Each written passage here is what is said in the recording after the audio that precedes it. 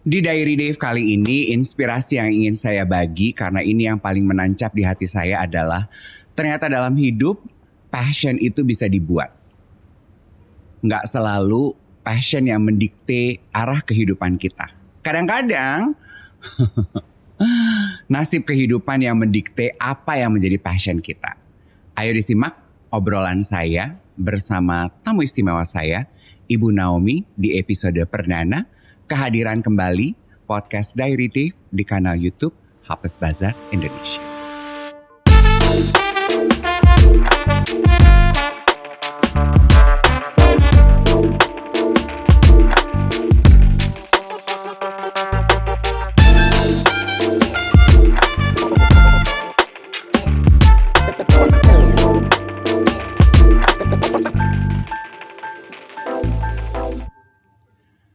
Kan ceritanya biasanya kalau berkenalan kita menyebutkan nama.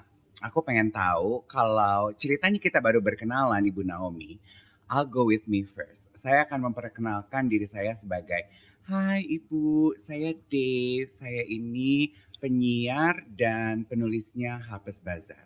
Kalau Ibu akan memperkenalkan diri Ibu sebagai? Saya akan memperkenalkan diri saya sebagai CEO PT NGS Naviri Java Sentosa yang bergerak di bidang manufacture gold jewelry. Okay. Mungkin ada lagi yang lainnya, cuman itu yang terutama. Kalau dalam posisi tertentu ya, tapi kalau dalam posisi yang tertentu lagi, mungkin saya kayak bunglon gitu ya. Oke. Ibu rumah tangga iya. Seorang pembicara untuk di gereja juga iya kadang-kadang. Tergantung. Oke. Tergantung ketemu dengan situasinya. Siapa.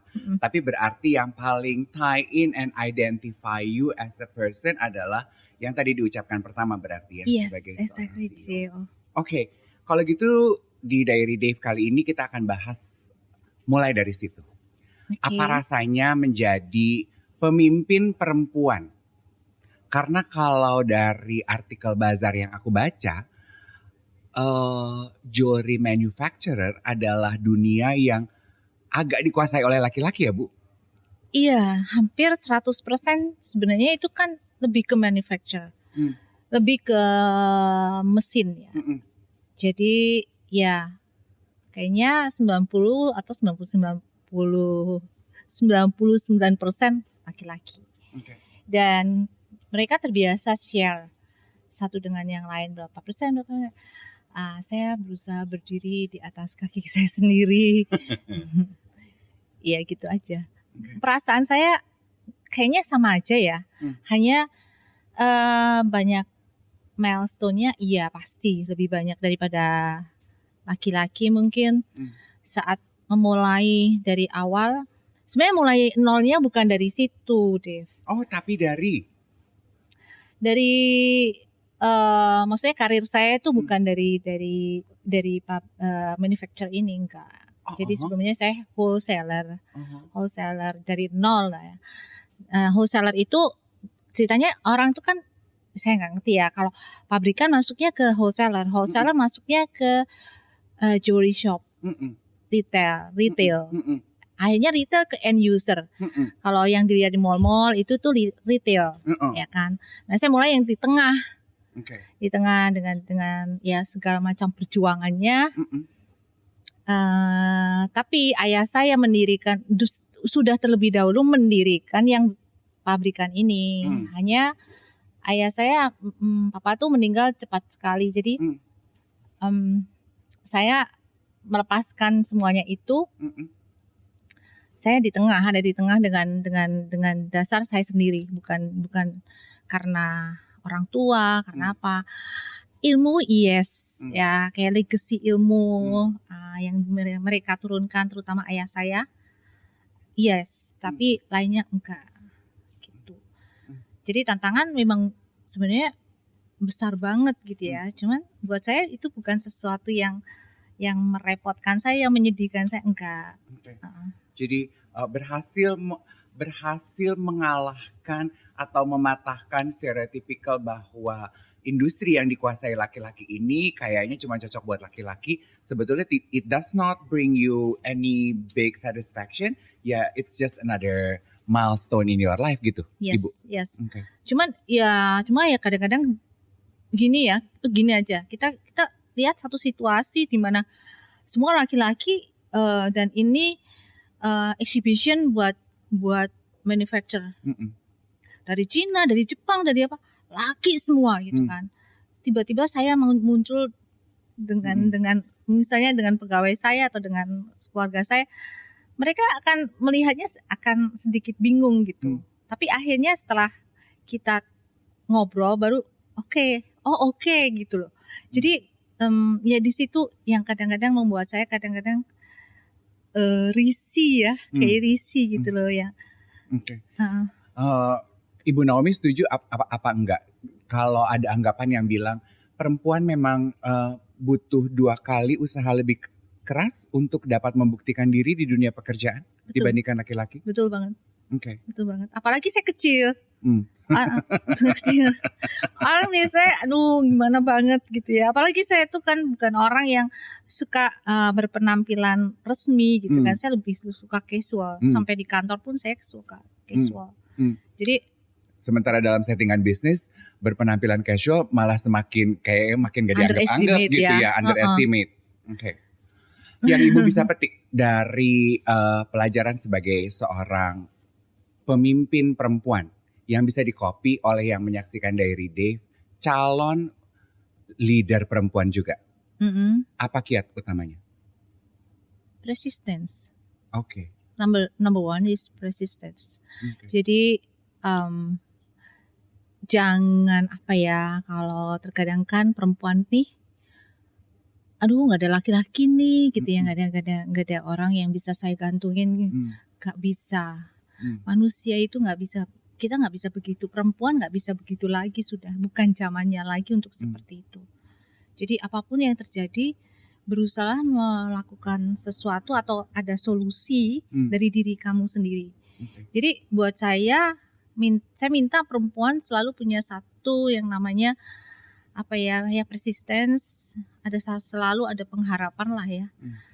Di saat kita merasakan ada sesuatu yang sangat kecil, kesempatan itu, opportunity itu ambil. Gitu. Iya. Berarti perempuan harus, kayaknya kasihan banget nih perempuan. Tapi memang betul di saat zaman kita ya, zaman saya lebih tua kayaknya. Cuma beda dikit. Zaman saya kayaknya sengsara banget sih untuk menjebrok sama mendobrak semuanya itu kayak capek banget gitu loh. Dan asumsi mereka sampai saat ini masih negatif kalau menurut saya sih. Oke. Bahas sedikit mengenai itu. Berarti maksud Ibu Naomi, perempuan di masa Ibu zaman dulu kayaknya lumrah gitu bagi perempuan untuk menggantungkan kehidupan mereka kepada laki-laki. Lu masak aja gitu. Yang kerja laki aja. Yang pegang duit ya laki, yang cari duit ya laki, yang ngatur ya laki. Iya. Oke.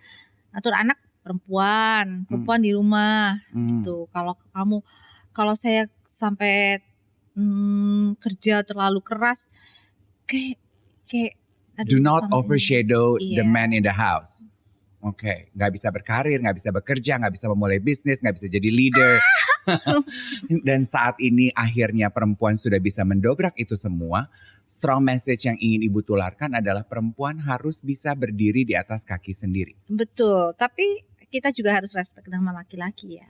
Di atas segalanya, karena saya menurut kepercayaan saya, laki-laki tetap laki-laki gitu loh. Dengan kodratnya sebagai laki-laki kita harus respect juga. Bukan berarti kita sebagai perempuan setelah kita berhasil kita seperti di atas awan-awan, arogan dan lain sebagainya.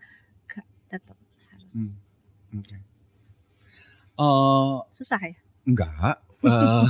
Aku ingin tepuk tangan gitu ya. Kan tadi Ibu bilang kalau dalam kepercayaan aku gitu. Berarti di keluarga Ibu juga sama seperti nature-nya keluarga di Indonesia lainnya gitu. Bahwa ya kan anak laki-laki jauh lebih diutamakan daripada anak perempuan. Iya. So Oke, berbekal pengalaman itu kan past generation ya, orang tua ibu ya. Iya. Oke, apakah ibu akhirnya mengubah hal itu ketika ibu punya kesempatan kedua mendidik anak-anak ibu di rumah? Yes, exactly. 100% saya rubah. Jadi saya tidak menganggap anak laki-laki lebih dari semuanya sama. Semuanya sama, ya. Pengen berkaca sedikit ke apa yang ibu rasakan. Pengen membahas mengenai di keluarga ibu, berbekal cerita pengalaman ibu. Ibu harus membuktikan diri sebagai anak perempuan. Saya juga pengen loh berkarir, berkarya, punya sumbangsi dalam kehidupan ini. Gak cuma ngekor ke laki-laki. Iya. Apa tuh titik baliknya, Bu? Maksudnya? Kapan ibu memutuskan bahwa aku pengen jadi perempuan yang mandiri juga Sebentar. Saya itu dididik oleh papa saya dari kecil. Dia selalu bicara jadi perempuan tuh harus bisa kerja. Oke. Cuman begitu aja. Enggak harus berdiri di atas kaki kamu sendiri atau apa-apa, enggak. Selalu begitu sampai saya selesai kuliah. Sampai saya mau menikah. Itu selalu dia sudah punya seperti planning ya untuk hidup saya, karena kan papa saya itu seperti orang ketahui banyak, dia itu pendiri dari satu perusahaan emas yang paling besar di Indonesia. Tapi ya setelah itu beliau pass away. Nah di saat itu disitulah titik balik di mana saya harus berdiri di atas kaki saya sendiri. Tapi bukan hanya saya bisa bekerja, tapi itu betul-betul harus keluarga saya itu my responsibility. Gitu. Di situ titik baliknya. Titik baliknya adalah berarti ketika ibu kehilangan papa. Oke.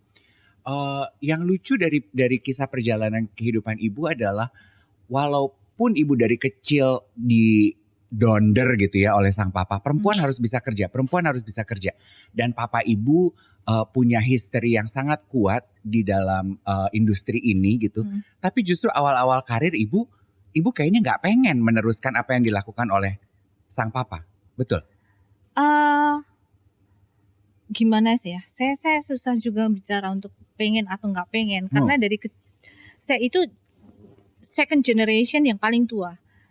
Di awal berbentuknya manufacture, saya belajar banyak. Walaupun dari saudara keluarga papa saya ini mungkin menganggap saya masih kecil, tapi kan di otak saya sudah terekam semuanya kan. Nah pada saat setelah papa saya meninggal, kenapa saya nggak mau masuk begitu? Saya sudah berkeluarga sendiri. Di atas segalanya aturan dari suami itu nomor 1. Oh, we love that. Iya kan. Nah saya tidak tinggal di Surabaya dulunya, saya di Jawa Tengah. Akhirnya saya dari Jakarta kuliah, saya kerja di Jakarta, balik menikah, dan akhirnya orang tua saya meninggal. Saya harusnya balik ke Surabaya untuk meneruskan itu, tapi suami saya bicara no. Ya sudah, saya nurut aja. Akhirnya saya mau mulai dari nol, walaupun no. Kalau saya dia bilang yes, saya di Surabaya dan saya akan di perusahaan itu. Tapi karena enggak ya, saya ikut suami dan akhirnya saya memulai dari nol, something yang apa ya gitu ya, nggak segampang yang saya katakan sekarang. Oh ya wholesaler gitu ya. Enggak, saya ada beberapa kali saya gagal. Beberapa kali saya mencoba tapi gagal. Beberapa kali saya mencoba gagal dan akhirnya saya masuk ke wholesaler. Kenapa wholesaler? Karena papa saya meninggalkan satu legacy nama yang baik. Di saat saya door to door atau kita bicara masuk ke toko mas, saya telepon atau saya bicara, saya tuh anaknya ini loh gitu kan. Nah di situ saya diterima, saya dimudahkan oleh yang di atas di situ, gitu. Jadi mungkin wholesaler itu bukan passion saya, bukan. Tapi ya itu jalan kehidupan, mau nggak mau. Saya bicara passion itu bisa kita create, menurut saya loh ya. Menurut saya loh. Yeah. Tuhan itu kasih something yang mungkin kita nggak suka dulunya, tapi akhirnya kita bisa seperti passion kita karena kita terpaksa. Itu keren. Keren ya? Passion itu bisa dibuat, passion itu bisa di-create. Ibu Naomi akhirnya mengakui wholesaler itu bukan, it is not my passion. No. Ini adalah jalan kehidupan. Dan ternyata ada loh Terpaksa. terpaksa kisah sukses yang kisah kehidupan yang sukses menjalani sesuatu yang garis kehidupan bukan passion. Sementara anak sekarang kan kayaknya menggadang-gadang hidup itu harus sesuai passion. Iya. Enggak juga, Jack. Oh, enggak. Banyak orang sukses yang enggak juga. Menurut saya sih banyak sekali. Tapi ibu bahagia menjalankannya? Iya. Oke. Maksudnya apa nih? Menjalankan Kan asal dapat duit bahagia. Pengakuan jujur. Iya juga sih. Aku juga sih, Bu ya. Asal dapat duit ya bahagia. Yang tadinya nggak bahagia jadi bahagia. Oke, true. Iya. Oke. Yang menarik juga adalah Ibu Naomi mengakui walaupun tadi dibilang sebagai perempuan harus mandiri, tapi yang akhirnya menghentikan langkah ibu dari meneruskan legacy keluarga, legacy dari papa adalah izin dari suami. Jadi sebenarnya balance ya. Ibu adalah perempuan yang mandiri, tapi juga tetap ikut dengar apa kata suami. Iya, karena waktu itu tahu nggak, lucu banget ya. Saya tuh takut banget mati. Wah, maksudnya? Jadi kalau saya mati nih, nanti Tuhan kan tanya gitu kan. Lucu kan? Kamu gimana nih kehidupan kamu gitu kan? Saya harus respect sama suami, saya harus taat sama suami, saya harus bisa masak, saya harus bisa ngurusin anak. Untungnya saya suka, nah itu passion saya ngajar. Jadi sebetulnya kalau bicara passion ibu adalah ngajar. Iya, saya pernah jadi guru SD loh, 15 tahun. Hanya volunteer. Volunteernya 15 tahun ya, 1 dekade lebih ya. Karena saya suka anak-anak. Mungkin inner child-nya saya sampai sekarang masih keluar kadang-kadang. Besar. Oke. Nah kembali ke cerita kalau meninggal, kenapa tadi ketika ditanya? Jadi nggak salah gitu loh. Oh ya, oke. Bisa masuk surga nih mungkin gitu. Gitu waktu itu. Ya. Tapi looking back, salah. Aren't you glad bahwa suami ibu melarang ibu meneruskan legacy keluarga sehingga akhirnya kan itu yang akhirnya mendorong ibu untuk bikin usaha sendiri deh gitu. Iya. Sebenarnya bukan 100% melarang, tapi mungkin dia berpikir saya masih punya baby ya kan ya saat itu. Dan saya pikir oh iya, konsentrasi saya harus yang utama keluarga. Karena nomor 1 tetap anak. Gitu. Iya. Ya. Jadi Ibu Naomi ini perintis atau pewaris? Perintis. Perintis? Yes. Bravo. Walaupun latar belakang keluarga yang kayaknya buat kita orang luar, ini sih pewaris nih. Jangan salah. Iya, orang sering berpikir seperti itu ya. Di luarnya kelihatan, gitu kan. Iya, perintis saya. 100% perintis. Menurut Ibu Naomi, apa kenikmatan menjalankan hidup sebagai perintis? Gak ada nikmat-nikmatnya. Gak ada nikmat-nikmatnya. Capek banget. Iya banget. Ya. Mengawali semuanya, apalagi manufacture. Itu it's not easy. Bener-bener struggle. Yes. Apalagi saya perempuan. Saya balik lagi saya. Dari layout, dari semuanya waktu kita mau bikin pabrik, perusahaan, itu semua kan seharusnya itu laki-laki. Nah, tapi itu kita jalani. Terus dengan nama saya sendiri, dengan bendera saya sendiri, itu tidak semudah hanya pewaris. Beda banget. Harus ke satu customer ke customer yang lain. Ya, buka market. Saya ikut buka market ke Sulawesi, buka market seperti itu. Iya. Tapi buat saya itu satu hal NGS kenapa mereka trust. Karena saya benar-benar orang yang suka keep in touch sama orang, Hmm. untuk customer atau apapun, apa sih Hmm. keluhannya gitu Hmm. kan. Jadi be blessed to be a blessing, bukan hanya untuk employee atau Hmm. untuk staff, tapi untuk customer. Hmm. At least ada loh customer yang suka curhat, Hmm. ya itu Hmm. saya bisa mendengarkan Hmm. gitu kan. Dan disitulah mungkin Ibu merasa bahwa keunggulan Ibu sebagai pemimpin perempuan Ya lebih mungkin bisa itu membuka lebih hati dan telinga, empatinya empati ya. ya. Kalau bos laki nggak ada waktu. Iya, iya sih mungkin. Iya ya. Iya. Anak-anak Ibu, Oke. Ibu membayangkan atau inginnya mereka menjadi generasi perintis atau pewaris? Saya ingin mereka juga perintis, tapi nasib ya, kayaknya pewaris deh. Karena saya dari awal juga saya tidak berpikir part saya di sini. Oke. Ya kan saya kan tadi bicara wholesaler. Setelah wholesaler saya punya jewelry shop sendiri. Gara-gara wholesaler ini gitu ya misalnya. Ya saya diberkati dari itu. Akhirnya ada jewelry shop. Kemudian baru ini membuka manufacture. Nah di situ waktu manufacture anak-anak saya tuh udah sekolah keluar. Nah saya berpikir gimana nih ya, ini aku anak pertama cowok lagi. Tapi saya bilang, saya menyekolahkan kamu itu bukan untuk merintis atau mewarisi saya. Tapi saya menyekolahkan kamu ke sana itu ya, keluar. Itu satu bekal gitu loh, satu bekal. Jadi kalau sampai terjadi sesuatu, ya kamu harus survive dengan diri kamu sendiri. Itu didikan saya.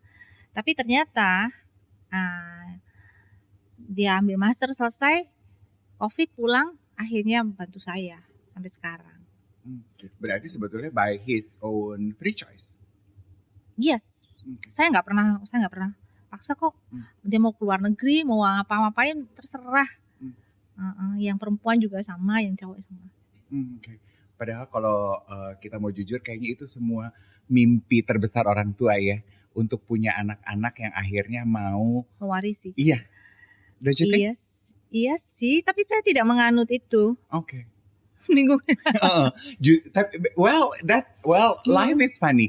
Ketika ibu yang tidak menginginkan hal itu terjadi buat ibu. Sementara banyak teman-teman aku tuh yang mangkel, kesel gitu karena usaha mereka, apa yang mereka rintis nggak bisa diterusin sama anak-anak dan akhirnya mungkin akan sirna di generasi lapis pertama aja. Oh gitu. Saya percaya begini ya.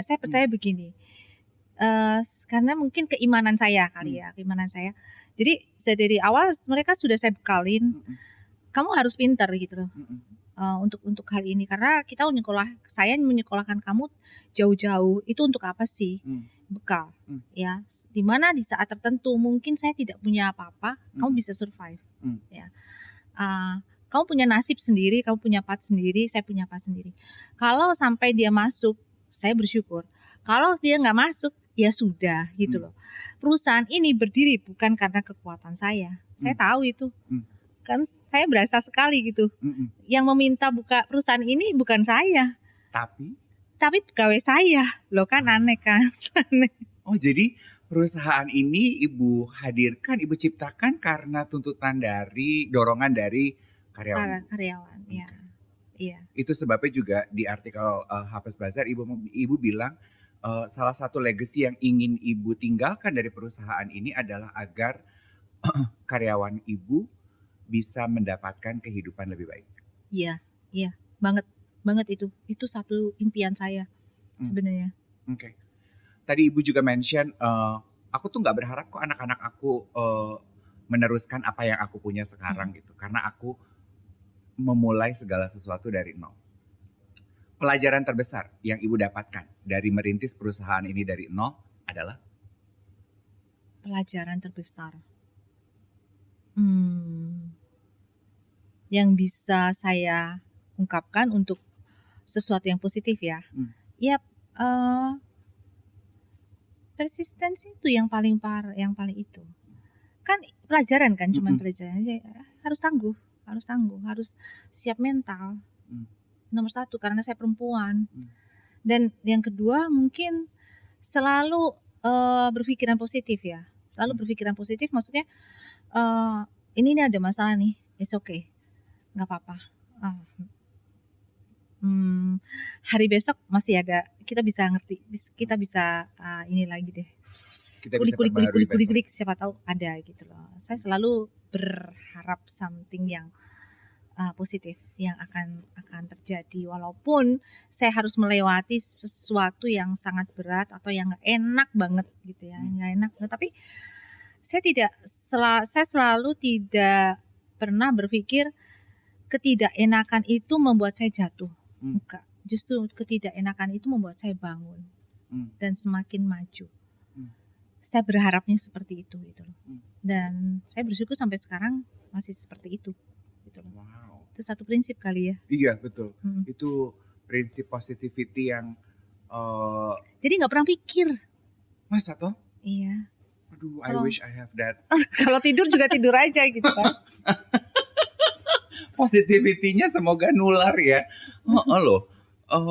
Selalu akan ada kesempatan baru yang terjadi besok gitu ya. Iya. Oke. Ibu tadi kan cerita mengenai ketidakenakan. Hidup kan nggak mungkin selalu enak ya Bu ya. Pasti ada lah yang nggak enak. Banget. Kayak tadi Ibu bilang. Yang nggak enak itu justru berhasil membuat Ibu menjadi naik tingkat gitu. Iya. What comes to mind? Hal atau peristiwa tidak enak yang terjadi dalam hidup Ibu yang menurut Ibu paling membentuk who you are now? Kok aduh?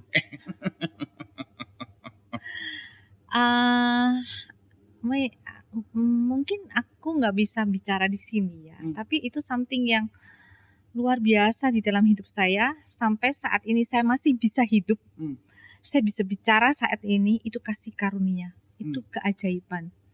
Jadi ada hal di mana saya mengalami sesuatu yang milestone-nya tuh besar, mungkin tidak ada 1% pun. Dan itu membuat saya mungkin mati gitu loh. Mungkin saya sudah gak ada. Tapi Tuhan masih kasih kesempatan. Itu yang sangat berharga. Itu milestone. Tapi pelajaran berharga dalam hidup saya itu ajaran-ajaran dari ayah saya, papa saya. Kuat sekali sampai sekarang, mungkin membentuk diri saya untuk menjadi seperti sekarang ini gitu. Tapi ya itu kembali. Ada satu milestone yang besar banget yang saya tidak bisa ceritakan. Saya bersyukur sampai ada sampai sekarang. Dan saya masih bisa bicara sampai saat ini. Oke. Good to know. Ibu juga punya anak perempuan. Iya. Ibu mengulang-ulang, ibu sangat memegang prinsip yang diajarkan oleh ayah ibu. Apakah ibu mengajarkan ilmu kaidah kehidupan yang sama juga kepada anak ibu? Iya, dua-duanya. Perempuan harus bisa kerja. Iya. Semuanya, termasuk terserah kamu mau ngapain terserah, tapi yang penting positif, jadi berkat. Ya mau nikah terserah, mau nggak mau nikah juga terserah gitu. Oke, masa ibu memberikan kebebasan itu? Yes. Asik banget. Iya. Really? Yes. Biasanya kan rata-rata bisa telepon langsung anaknya. We'll take your words for that. Karena kan rata-rata biasa orang tua gitu ya. Kayak teman-teman aku aja, anaknya baru mulai kuliah. Aduh, aku nggak sabar deh, pengen buru-buru kawin. Gue pengen gendong cucu, nek gue gini. Ya Allah, anak lu baru selesai kuliah. Sementara ibu freely memberikan kebebasan. Boleh cerita mengenai itu? Oke, saya ceritakan yang cowok dulu deh. Ini cowok, saya ajarin semua nilai kehidupan. Tapi saya sangat, karena saya seorang ibu, tapi saya menyerap dari banyak hal ya, dari banyak kehidupan saya. Saya harus open mind. Di saat dia bertanya, anak-anak dekat sekali sama saya, bonding kita kuat banget. Sampai hal yang paling sangat rahasia dia selalu cerita. Nah, suatu kali dia keluar negeri, dia sekolah di luar. Dia nanya, anaknya polos-polos anak saya. Mami boleh nggak saya minum? Boleh. Hangout boleh nggak? Boleh. Terakhir, saya pengen tato nih, boleh nggak? Terserah, nggak apa-apa. Oke. Orang semua ngoceh sama saya. Gimana? Kenapa sih kamu? Saya sih tidak menganggap, saya tidak akan mengejat seseorang dengan seperti itu. Saya paling tidak suka. Mm-mm. Saya tuh paling tidak suka dihakimi dan menghakimi. Mm. Paling tidak suka. Jadi terserah apa yang setiap manusia itu beda gitu kan. Nah yang perempuan beda lagi. Beda lagi tuh. Beda lagi itu. Suka ngegas dia perempuannya. Dia lincah banget gitu kan. Mungkin lebih ke sayanya kuat, tapi ya anak sekarang, anak Gen Z. Ya. Cuman dua-duanya ada ya persamaan di mana saya mengajarkan, tapi saya tidak mengajarkan lu harus begini ya, kamu harus begini ya, enggak. Saya hanya mengajar mungkin lewat kehidupan saya. Saya tidak pernah punya permasalahan dengan flexing lah mereka, enggak sama sekali. Mereka sangat down to earth. Wow. Terus mereka kaget nggak waktu ibu menegaskan bahwa ibu memberikan kebebasan? Hidup itu ya punya kalian mau memutuskan kawin monggo, nggak kawin ya nggak apa-apa. Apa? Enggak, biasa aja. Biasa aja dia. Udah tahu kalau maminya begitu. Kalau dulu ibu mendapatkan kebebasan yang sama dari papa ibu, do you think you will be married? Tergantung ya. Kalau lihat anak-anak sekarang, maybe yes. Tapi kalau melihat susahnya, enggak. Lu terlalu vulgar nih. Karena saya tuh suka kebebasan, free gitu kan. Oh really? Yes. Jadi kayak kita passion kita, maksudnya waktu mendesain segala, saya balikin lagi ke saya benar-benar in charge di desain. Yeah. Pada saat saya mendesain, saya bicara sama orang desain, explore pikiran kamu, free, harus free, bebas. Okay. Saya juga begitu, jadi tidak menganut satu sistem. Oh, nih market lagi seperti ini, harus gini. Ya kalau itu orderan nggak apa-apa, tapi kalau itu kreasi kita, keluarkan semuanya gitu loh. Dan saya nggak membatasi diri saya untuk ya perempuan nggak bisa ngapa-ngapain, nggak boleh kemana-mana. Saya sampai kejar mesin aja, misal keluar negeri saya sendiri nggak apa-apa kok. Buat saya it's okay, walaupun orang pikir ini perempuan kenapa nih sendirian gitu ya, mungkin negatif sekali. Saya sih enggak. Makanya saya bilang saya free. Free dalam arti kata positif, bukan free dalam arti kata negatifnya. Iya. Okay. Jadi ibu mencintai kebebasan. Banget. Tadi ibu bilang mungkin kalau situasinya berbeda nggak akan menikah mengingat perjuangannya, susahnya. Iya, kan tradisional banget zaman dulu. Emang. Aduh banget gitu loh. Kalau boleh flashback sedikit, susahnya pernikahan buat ibu adalah kayaknya nggak ada di skenario deh. Yang nggak ada di skenario itu biasanya lebih juicy. Susahnya di pernikahan, semua orang akan rasakan pernikahan itu pembentukan karakter kedewasaan kita. Dimana under pressure-nya besar banget, gitu ya. Kalau kita bicara ada timur, kita nggak bisa begini, kita nggak bisa begitu. Padahal sebenarnya kalau kita bilang equal atau versa, tapi itu nggak ada di timur. Itu yang makan hati buat saya, makan hati banget. Sementara di sisi lain gejolak hidup saya itu luar biasa gitu. Di kota kecil, saya kan di kota kecil waktu itu. Di kota kecil saya harus kerja, tapi sisi lain saya harus ngurus anak, saya harus bisa masak. Nah, kalau saya diperbolehkan, bukan itu yang saya ambil. Saya akan melarikan diri di kota besar atau di Jakarta atau di mana. Saya ingin berkarir sendiri, saya ingin melakukan something yang it's my passion atau apa ya gitu. Jadi aku kayaknya pengen lebih dari cuman sekedar mengurus dan membesarkan anak gitu ya, dan I should not feel bad about it. Gini, waktu saya membesarkan anak, anak itu jadi besar, bagus, anak itu sekolah juga dengan sangat baik karena saya urus sendiri semuanya. Tapi kenapa hidup cuma seperti ini ya, begitu. Saya sempat berpikir, apakah hidup saya sampai mati hanya seperti ini, gitu. Mau aku ogah gue? Langsung saya waktu ke Surabaya ada kesempatan, langsung itu. Okay. Mulai lah. Mungkin kalau saya ada kesempatan yang jauh lebih besar, saya akan lari sekencang-kencangnya gitu. Cuman mungkin yang di atas lihat saya kekencangan kali nggak boleh jadi. Iya. Dari cerita ibu kembali kita tuh diingatkan ya memang we need to take charge of our own life. The minute you say emang cuman ini ya hidup aku sebagai perempuan, nggak mau gue gitu. You have a decision and then you take charge and then your life changes, ya dong? Nggak langsung begitu ya. Waktu saya berpikir seperti itu tuh akhirnya saya sekolah lagi. Saya ambil S2. Okay. Ambil sekolah lagi. Saya ambil setelah saya sekolah ada penawaran jadi karena saya suka ngajar kan. Yeah. Jadi dosen. Iya, jadi selain saya kerja, anak-anak sudah mulai agak ya SMP, SD lah, SD waktu SMP ada tawaran begitu. Oke lah, saya ini. Jadi saya punya banyak experience. Nah, itu menarik. Kalau cuman begitu sampai mati, aduh, betapa menyesalnya saya hidup. akhirnya saya pindah ke Surabaya, ada banyak kesempatan. Disitulah manufacturing itu sangat complicated, tapi itu menarik. Ya. New challenge for you. Yes. Nah, itulah. Iya. Okay. Ibu punya pengalaman menjadi guru dan ibu kayaknya mata ibu berbinar ketika ibu mention gitu ya? Pengalaman.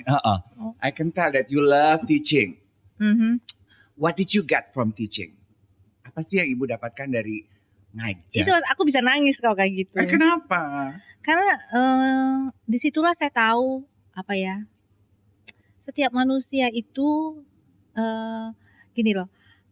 Kenapa saya lahir seperti ini sih? Kenapa lahir seperti ini sih? Saya kasihan gitu.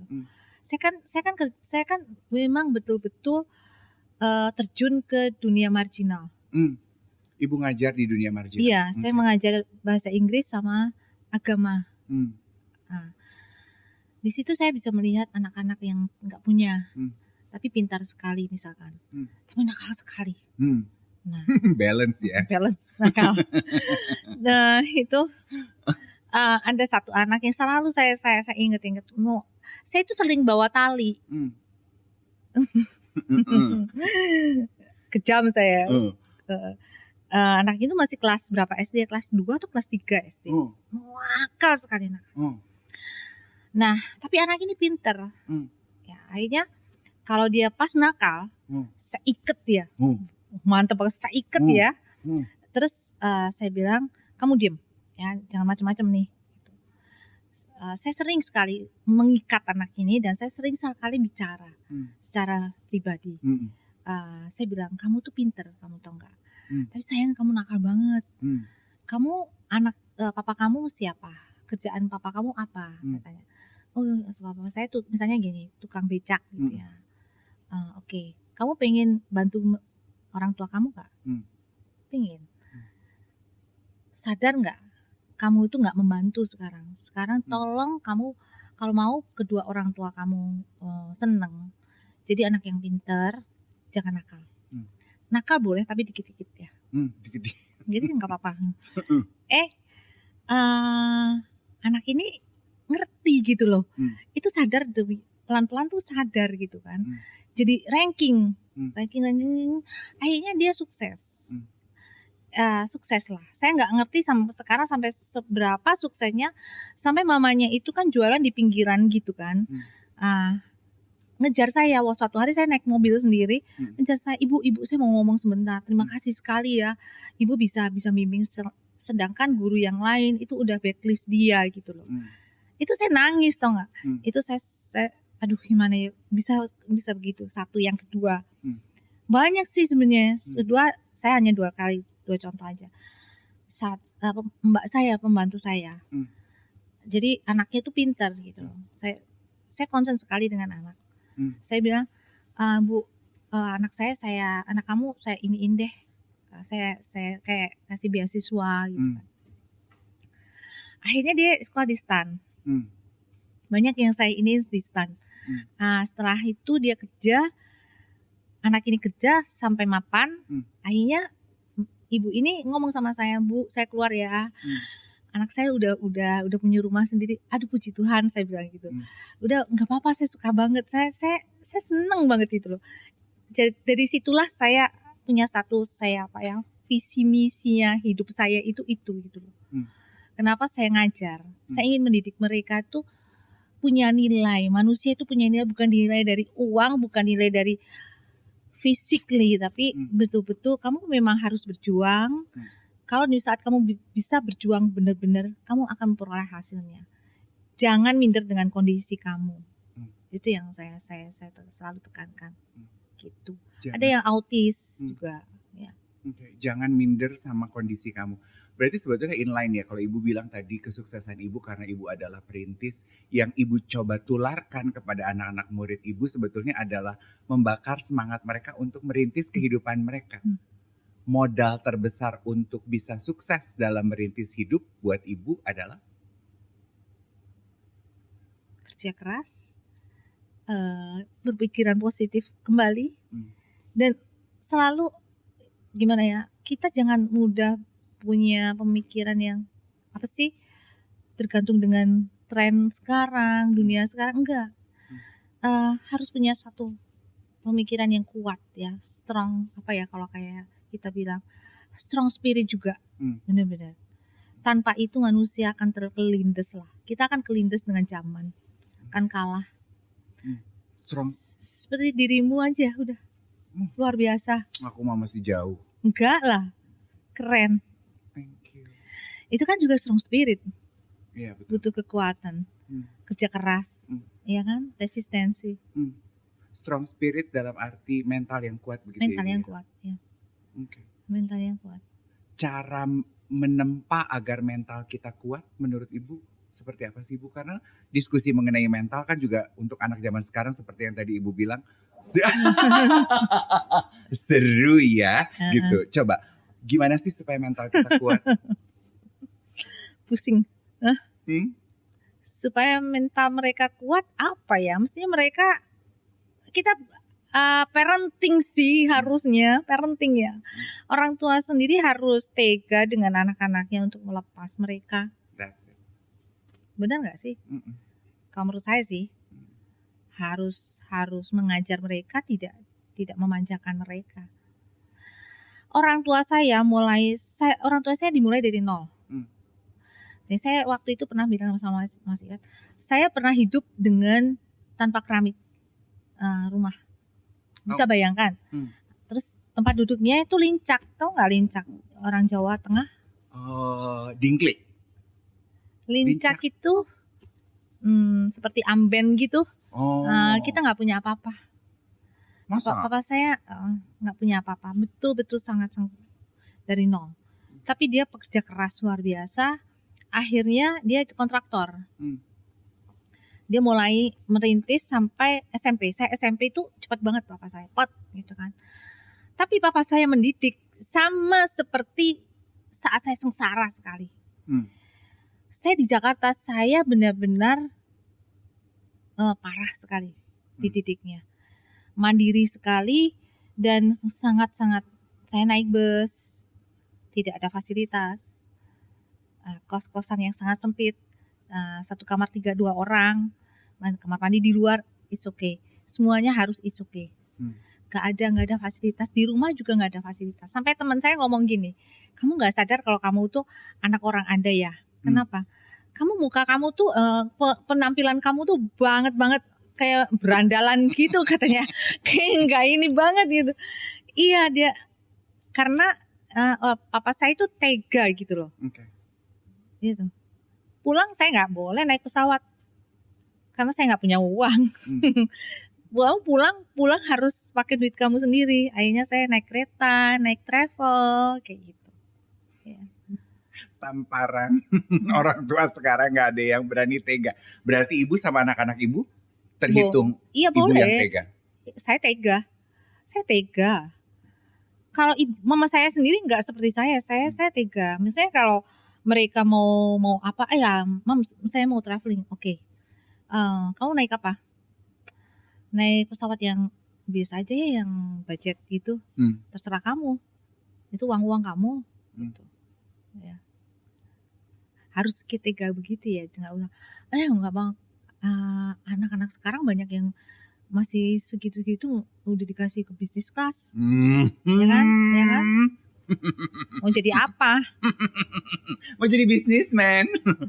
Terakhir, dari seorang guru, kita pengen tahu. Menurut Ibu, guru yang baik adalah guru yang baik adalah bisa mengerti setiap individu. Setiap anak itu punya keunikan masing-masing dan tidak mudah untuk kembali lagi menghakimi ya. Oh, kamu bodoh, kamu pinter. Enggak, semua anak pinter. Harus punya pemikiran seperti itu sampai kita gali anak itu. Oh, ini bakat ini dia passionnya di sini nih. Oh, ini anak ini sebenarnya pinter nih. Nah, pendekatan itu harus ada pendekatan dan harus mengerti anak. Kenapa sih saya diwawancarai tentang guru lagi? Kan Ibu passionnya sebagai seorang guru dan Tapi saya kan CEO. Kita menikmati cerita-cerita Ibu sebagai seorang guru. Kalau cerita Ibu sebagai CEO aku udah baca di bazar. Cerita Ibu mengenai kehidupan Ibu sebagai guru aku belum pernah dengar dan kita senang banget ngedengarnya. Oh gitu. Iya sih. Iya itu unik gitu lah. Dan and I bet Ibu juga menggunakan skill Ibu sebagai seorang guru ketika Ibu menjalankan peran Ibu sebagai CEO. Yes. See? So those two are actually aligned in your life. Yes. Kok bisa tahu? I can tell because I think teaching is in your backbone. Iya. Dan itu membantu saya banget untuk mengcoaching supervisor, manager, sampai ya masing-masing bagian marketing, production, accounting, ya semuanya saya coaching. Dan mereka tidak merasa saya itu like a boss ya. Saya suka kayak temen gitu. Iya, jadi aku pikir jabatan Ibu di perusahaan Ibu bukan CEO, wali kelas sebetulnya. Masa sih? Iya, kadang-kadang enggak gitu juga. Saya suka saya concern juga on kalau pegawai saya yang hamil. Saya tanya hamil umur berapa? Udah tambah berat, jangan banyak-banyak ya gitu. Saya tanyain setiap hari. Seorang wali kelas, seorang ibu. Sampai kalau nangis-nangis ke saya. Leaders kita udah punya banyak. Guru kita kekurangan. Masa sih? I think so. Oke. Saya jadi guru lagi, saya mau kok. Jadi guru di perusahaan Ibu karena sekarang murid-murid Ibu tuh yang kepala 3, kepala 4 di perusahaan Ibu banyak ngantri. Ya, yang kadang-kadang gini. Lagi pasang batu kecapean tidur dia. Saya foto dia. Saya masukin ke pampang ke ini, lucu kan? Nah, itu berarti guru yang tega. Parenting kan? Ibu Naomi, thank you so much for sharing. You're welcome. Saya juga terima kasih. Oh, it's been an honor and a blessing to talk to you. Same. Sehat-sehat, Ibu. Iya, saya suka olahraga banget. See you next time. Okay, see you.